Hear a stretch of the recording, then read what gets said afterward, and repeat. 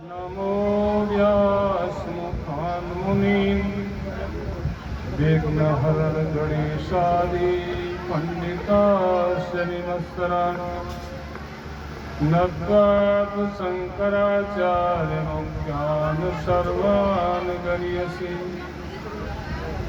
ब्रह्मायण यत्प्रसादेन मयि विश्वं प्रकल्पितम् श्रीमत्स्वयं प्रकाशाख्यं प्रणोमि जगतां गुरो देहो नाहं श्रोत्रभागात् कालनाहं बुद्धिर्नाहं मध्यासमूलं नाहं सत्यानन्दरूपचदात्मा माया साक्षी कृष्णैवाहमस्मि वंशी विभूषितकरार्णवनीरदावात् पीताम्बरादर्णबिम्बफलाधमुष्टात् पूर्णेन्दुसुन्दरमुखादरविन्दनेत्रात् कृष्णात् परं किं तत्त्वं न जाने।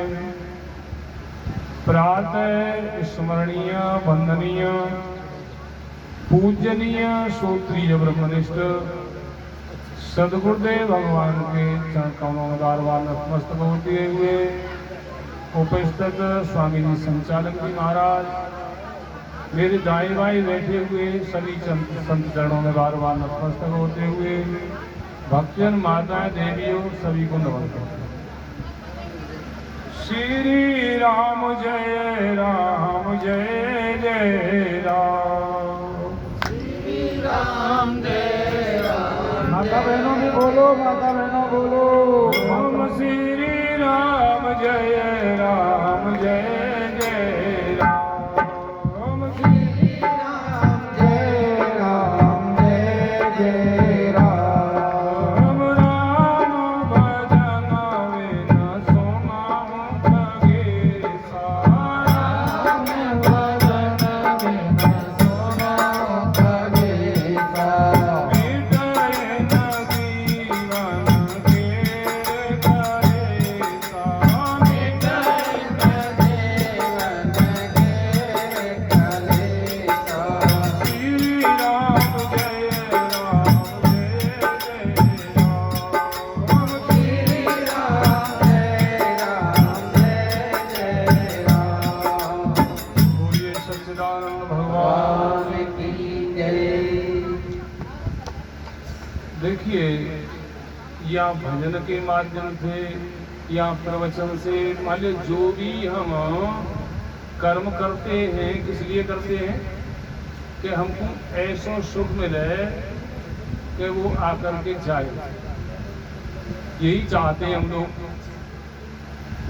लेकिन इसमें बात क्या है, इसको अपने मनमाने ढंग से करते हैं, बस यहाँ गड़बड़ी हो जाती है। तो फिर किसका सहारा लें? इसमें हम संतों का शास्त्रों का सहारा लें तो क्या हो जाएगा? जैसे कोई आदमी बीमार है और वैद्य के द्वारा, डॉक्टर के द्वारा नवज दिखाए के दवाई ले, तो उसको पता है कि कितने दिन तक दवाई खानी है, कितना दिन तक परहेज करना है। और मनमानी ढंग से हम उपचार ठीक नहीं कर पाते और इसीलिए गड़बड़ी हो जाती है। तो इसलिए हमको संतों शास्त्रों का सहारा ले लेना चाहिए। तो क्या करें फिर कि हमारे जो शास्त्र कहते हैं वो करें, और जिसको छोड़ने के लिए कहते हैं उसको छोड़ेंगे तो परहेज है। तो क्या हो जाएगा? ऐसा जब करेंगे तो अपना अंतःकरण शुद्ध हो जाएगा। अंतःकरण क्या वस्तु है? जैसे बाहर की हमारी ज्ञान इंद्रिय है, कर्म इंद्रिय, ऐसे ही अंतर माने अंदर की, कर्ण माने इंद्रिय। अंतर की जो इंद्रिय है वो अंतःकरण है। इसलिए उसमें खराबी क्या है? उसमें खराबी है कि जीव बार बार जो है संसार की तरफ दौड़ता है, विषयों की तरफ दौड़ता है। मान लो जहाँ हमको दुख मिलता है उसी में हम लोग सुख समझते हैं। क्यों समझते हैं?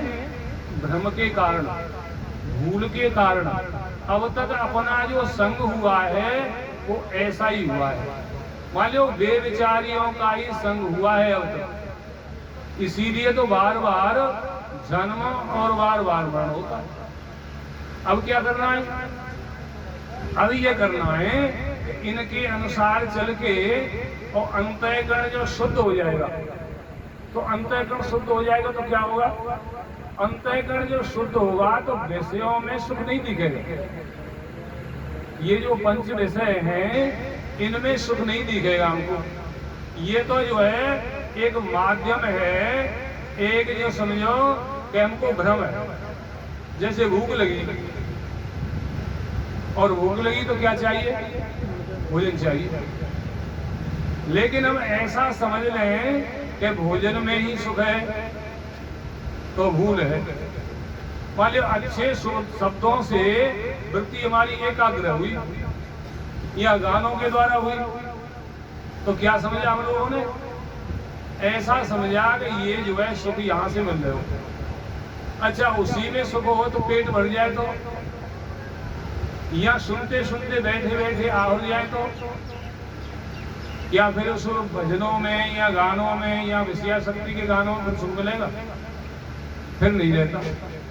तो मान लो वस्तु तो कहीं है और हमको दीख कहीं रही है, और इसीलिए उपचार ठीक नहीं है। मान लो शास्त्रों के अनुसार हम लोग जीवन यापन नहीं कर रहे, और नहीं तो जहाँ है ना वहीं हम लोग अपना कल्याण कर सकते हैं। किसी को तुलसीदास जी लिखते हैं, वर्णाश्रम निज निज धर्म निरत वेद पथ लो, चले सदा पावे सुख नहीं भय सो कनरो।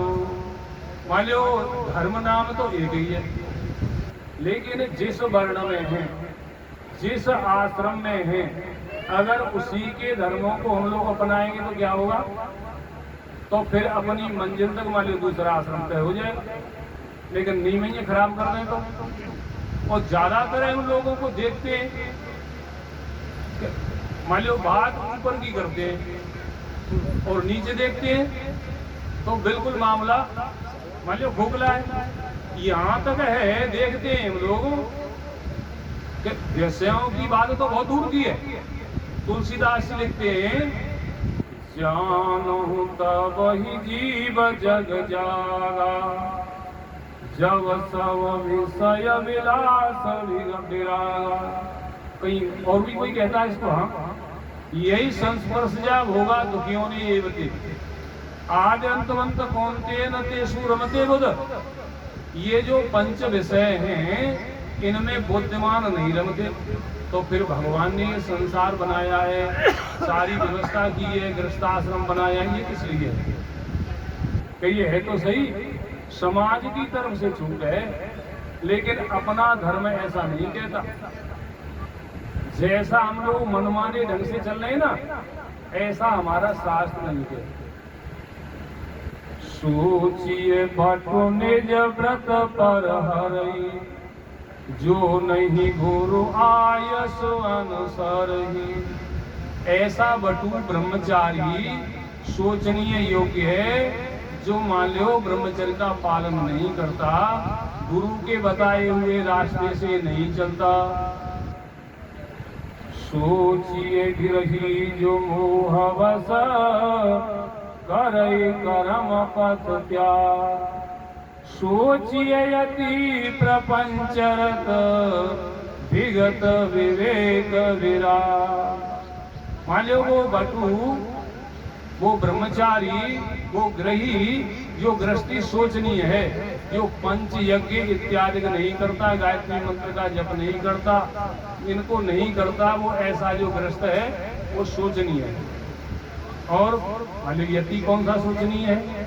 सोचिए यति प्रपंच रत, जो प्रपंच में रत है, मान लो इन विषयों में या संसार के धंधों में ही रत है, मान लो गृहस्थियों की तरह से ही अपना जीवन यापन करता है तो वो यति भी शोचनीय है। आसुप्ते रामृते कालम वेदांत सिद्ध्या। मान लो जगह जबते सोवे तब तक ब्रह्म चिंतन करे, अन्यथा और कुछ ना करे। तो ऐसा जब हम करते हैं, अपने अपने वर्ण और आश्रम के धर्म का पालन करते हैं, तो अभी हम कह रहे हैं कि मान लो समाज से अधिकार है लेकिन अपना धर्म ऐसा नहीं कहता। मान लो हमको कैसी संतान उत्पत्ति करनी है तो कैसे रहे, वृहदारण्य को पुस्तक को देख के उठा करके उसमें सारी बातें हैं कि ऐसे पति पत्नी रहे हैं तो ऐसी संतान होगी, और ऐसे रहेंगे तो मटकने वाले होंगे, कूदने वाले होंगे, मदारी पैदा होंगे। तो कहने का आशय क्या है कि हम जहाँ हैं, अगर उस आश्रम का हम अगर धर्म के सहित पालन करते हैं तब तो ठीक है, और नहीं करते, मान लो छूट किसी के लिए नहीं दी शास्त्रों में। क्यों नहीं दी? कि भाई हमको कल्याण करना है तो हमको मान लो धर्म का पालन करना पड़ेगा। भगवान कहते हैं कि नेहाय नाशोस्ति तृतीय वाय न विद्यते शुल्पमप्यस्य धर्मस्य त्रायते महतो भया। मान लो थोड़ा सा भी अगर कोई धर्म का आचरण कर लेता है तो बहुत बड़े भय से त्राण हो जाता है, मान लो कर जाता है। तो बहुत बड़ा भय क्या है? बहुत बड़ा भय है कि बार बार जन्म लेना, बार बार मरना। तो इससे मान लो वो ऊपर उठ जाता है। कैसे उठ जाता है? जब धर्म का पालन करता है। इसी को जो है अर्जुन से भगवान कहते हैं, अर्जुन कहते हैं कि मैं इनको मारूंगा तो मुझको पाप लगेगा कि वो बाबा हैं, इसमें नाते रिश्तेदार हैं। भगवान कहते हैं कि ना, इनको नहीं मारेगा तो पाप लगेगा। तो इसलिए अपने अपने वर्ण और आश्रम के धर्म को पालन करते हुए क्या करें? भगवान का भजन करें। शास्त्र इसको छोड़ने के लिए कहता है, उसको छोड़ें, करने के लिए कहता है उसको करें। तो ऐसा किन किनों ने किया?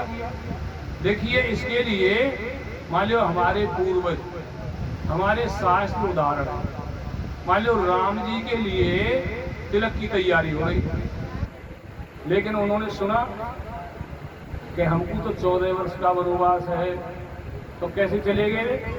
क्योंकि हमें एक बात आई ना कि निज वर्णाश्रम निज निज धर्म निरत। निरत कहते हैं उसे मोह नहीं हो, लगाव नहीं हो, जहाँ हम रहते हैं उससे लगाव नहीं हो। देखते हैं लोगों को कि अहम ब्रह्मास्मि, मैं ब्रह्म, बहुत बढ़िया है, लेकिन भैया नार है, शेर है, तो प्लास्टिक के जीवराते कैसे बन रहे हो? खाली विचार की बात है ना भाई। शेर है तो ये तो सब भाई, ज्ञानी के लिए तो सब घर अपने हैं। जिसको ऐसा मान लो ज्ञान हो गया है, हम एक ही घर में क्यों बने? विचार की बात है ना। मान लो ऐसा अगर हम विचार करते हैं तो कहीं ऐसा तो नहीं है कि भूल रह गई हो हमसे। ये ज्ञान हमारा शास्त्र के अनुसार नहीं है। शास्त्र के अनुसार हो तो हम निर्भय होंगे, फिर भय क्यों होगी? अभियम सत्य शुद्धि ज्ञान योग व्यवस्थिति दानम तमस्य स्वाध्याय स्तपार्जो। मान लो निर्भय हो जाएंगे, इस ज्ञान को प्राप्त करके अपने अंतःकरण में भय नाम की कोई चीज नहीं रहती। भय किसका है?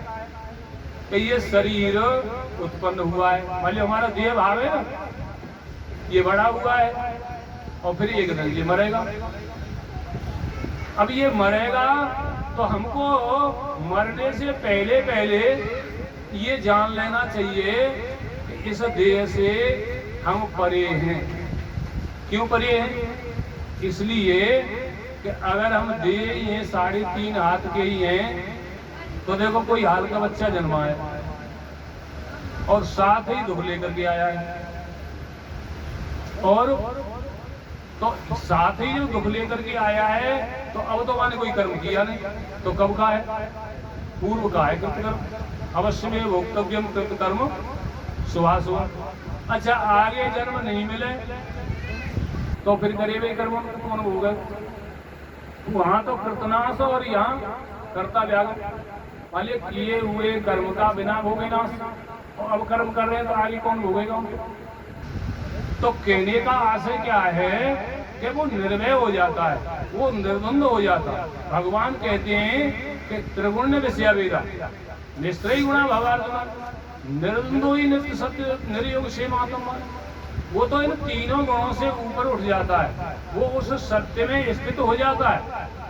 वो फिर संसार की वस्तु नहीं चाहता। अगर वो संसार की वस्तु चाहता है तो योग क्षेम काय में हो, माया में तो होए। और जितना ये बना हुआ है काय को बने हुए हो, ये भगवान की माया ही तो है। भगवान की माया के संसार बने हुए, जाए हम कैसे माने? माया की वस्तु बनी हुई कैसी हो? दिखे तो बहुत, लेकिन मिले कुछ नहीं, बैठे तो माया के। तो जो मान लो इसको ठीक से समझ लेता है, उसके अंतःकरण से भय दूर हो जाता है। लेकिन भय दूर करने का उपाय क्या है? मान लो संयमता। अपने भगवान कहते हैं कि श्रद्धावान लभते ज्ञानम तत्परम संयतेन्द्रिय ज्ञानम लब्धा परा शांति मत्रेणाधिगच्छति। मान लो गुरु और शास्त्र की बात पर प्रत्यक्ष की तरह विश्वास, और मान लो तत्परम यानी संयते इंद्रिय। हमारा मन कुछ मांगता है, इंद्रियां भोग मांगती हैं, क्या इनको हम रोक पाते? और रोक नहीं पाते जब इंद्रिय हमारे घर के ही हमारे बस में नहीं है, तो ये दूर की बात है। ऐसा नहीं है, वो वास्तव में अपना आत्मा है। लेकिन तब तक जब हम भजन पे बैठते हैं तो मन में चिंतन क्या होता है हमारे?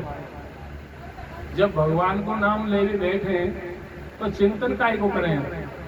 अगर संसार का चिंतन होता है, विषयों का चिंतन होता है, तो धोखो अपने आप को दे रहे हैं कि दूसरे को दे रहे हैं?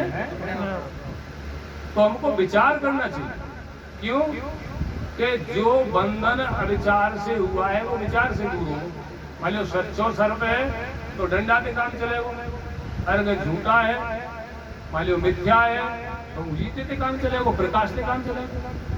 तो इसलिए हम जो है जब अपने वर्ण और आश्रम के धर्मों का पालन करते हैं तो भगवान ने सुना, में भगवान की चर्चा कर रहे सुना और ऐसे चले गए जैसे कोई यात्री और पेड़ के नीचे से उठ के चले हो जाए, मान लो उनको जरा भी दिक्कत नहीं हुई। लेकिन हमको कोई निकाले आश्रम से तो फिर हमको परेशानी होती है। तो समझो अभी हमारे अंतःकरण में मोह है, लगाव है। अभी हम जो है अपनी प्रारब्ध पर, शरीर की प्रारब्ध पर निर्भर नहीं, और निर्भर नहीं है तो इस पर हमें बार बार विचार, एक बार नहीं हजारों लाखों बार विचार करना चाहिए। क्यों करना चाहिए? कब तक करना चाहिए? कि जब तक शरीर छूटे, जब तक ये शरीर छूटे तब तक हमें मान लो विचार से रहित नहीं होना चाहिए, या फिर अपने स्वरूप में स्थिति हो जाए, मन कोई चिंतन नहीं करे, किसी भी प्रकार का मन चिंतन ना करे, अपने स्वरूप में स्थिति हो जाए। तो उसके लिए कहा है कि किंचित मात्र उसके लिए कोई कर्तव्य नहीं है। यस्तु आत्मरतरेव स्यादात्म तृप्तस्य मानव आत्मन्य च संतुष्ट तस्य कार्यम न विद्यते।